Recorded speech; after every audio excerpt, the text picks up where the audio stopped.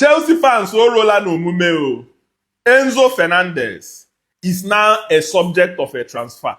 We have been hearing this since. There was a clue that this guy can leave Chelsea at the end of the season. And then when we signed Xabi Alonso, everybody was thinking that the noise will reduce. But the noise is increasing. Now, let me discuss the pros and cons of Enzo Fernandez. Number one, not taking anything away. Enzo Fernandez is a quality player. Very, very good player. Absolutely a superstar. Now, our midfield is not built properly. We have a lot of deficiencies in our midfield. And this is why it was difficult for Maresca and for Liam Rosino also to find the balance in the midfield. You cannot play Enzo Fernandez, Caicedo, and Cole Palmer in the midfield if you want to do game pressing, if you want to recover the ball quickly, if you want to accelerate quickly. You can accommodate one person, but you can't accommodate both of them. If you play Cole Palmer in number 10 and play Enzo Fernandez in the midfield as the midfield base, then you are lacking energy, tracking back and everything. And that is why you see during Pochettino, Caicedo suffered a lot alone before Enzo Maresca came and just adjusted one or two things.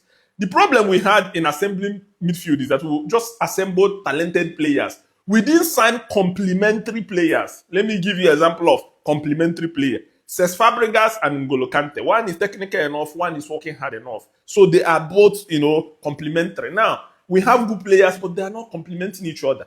If Enzo Fernandez should leave Chelsea, Chelsea should go and find a player that will fit in. But what is even fueling this Enzo Fernandez exit, talk? He is looking at £300,000 a week. 250 to 300,000 pounds.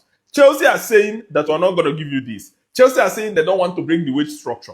If you are going to give you this amount, tomorrow, other players will rise up to the occasion. Caicedo, Cole Palmer, they will rise up to the occasion and start asking for such amount.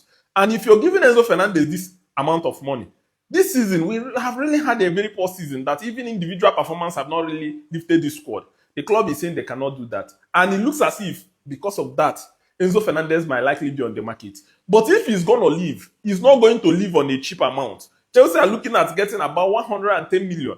We have heard that Manchester City are interested in signing Enzo Fernandez because Maresca is already going there. We've heard that he wanted to go to Real Madrid because he made interviews saying that he wished to live in Madrid. Chelsea are going to recoup a lot of money. And Chelsea are going to use that money to invest in other players. That is in the scenario he leaves the club. But I'm trying to tell Chelsea fans, he is not unsellable for Chelsea. Because for Chelsea to fix things, Alonso will need to sacrifice some players.